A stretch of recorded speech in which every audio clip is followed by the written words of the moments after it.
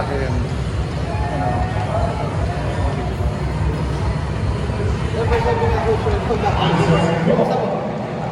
Yeah,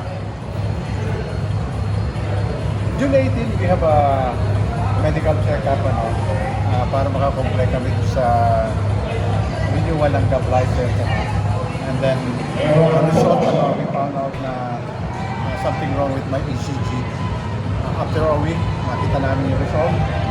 Okay, and then immediately, pinakita ko sa mga cardiologists, Dr. Tony Liachon and Romel Galvez. Dr. Tony Liachon is my neighbor.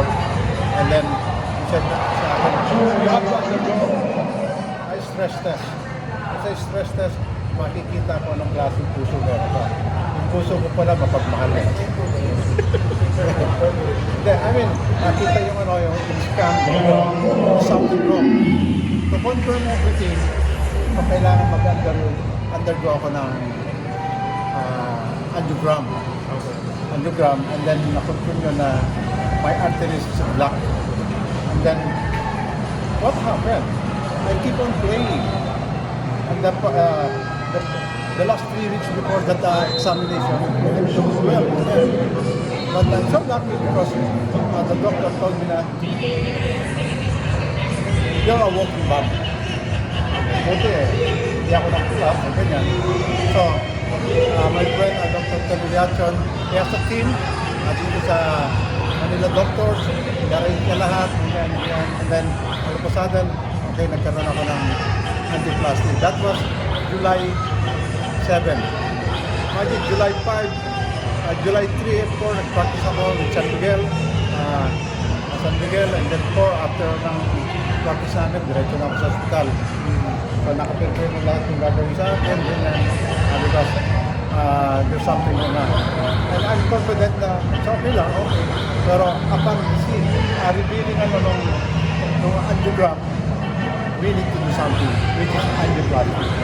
So, it happened Tuesday, July 7, and then July 9, na-release na ako, binigyan na ako ng medical certificate, go to work. But the problem is, the side effect of medicine, nagkaroon na regulation sa tiyan ko. Until now, bloated yung tiyan ko, very uncomfortable. And the worst thing is, nangyayari yung bloating in the evening, 11 until the morning. So, andun yung feeling na alam mo kulang ka sa tulog, alam mo puyat ka, pero hindi ka inaantok. And then alam mo gutom ka, pero hindi mo naramdaman na nakulang yung tiyan mo because of bloating. And then, kita ko sa isang gastroenteritis, and then okay naman, side effect ng naman yan. I'm just taking my time to eliminate that. It will take at least 3 to 4 weeks. And then actually, first game, I thought ako mapupunch na eh. But, ruti na lang, ando si Boss Robert, no, you have to take a rest. Dahil, nakarelate siya dahil he experienced that also eh. Kung hindi kanya kahirap. This is right, pasalamat ako sa kanya.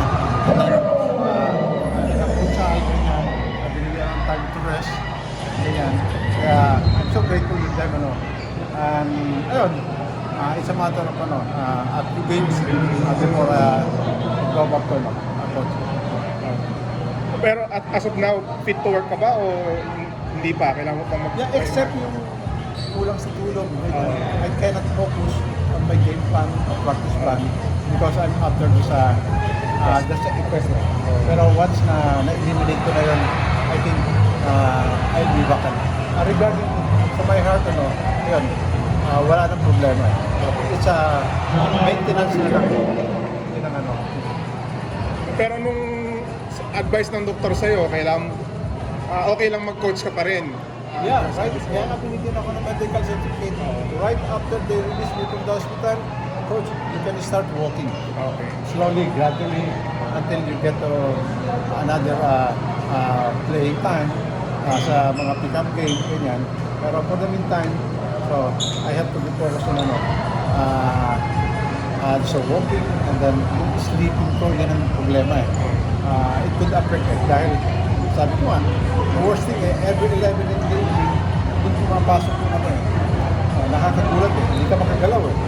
Ganyan eh. Bawat galaw mo ano eh. 1 o'clock in the morning, tatayo ako, mag-walking ako para mag-self-fit. Hindi ka ba, medyo serious yung condition na yun, coach? Hindi ka ba, medyo yung future mo ba as a coach, hindi ba delikado dahil sa sitwasyon na yan? The doctor, parang, ano, parang ano ka eh, na-tune up ka eh. Sa kotse, ganyan. And then, said, oh, go back to work, ganyan. Siyempre, of course, merong psychological effect yun dahil I found out na ganun pala yung angioplasty, mga ganyan. Pero, mas mahirap yung bypass. It will take a lot of time. Okay, ganyan. Pero, ayun, kaya I'm confident na I can go back. Just a matter of time, kailangan ko makabalik 100%. Ayun.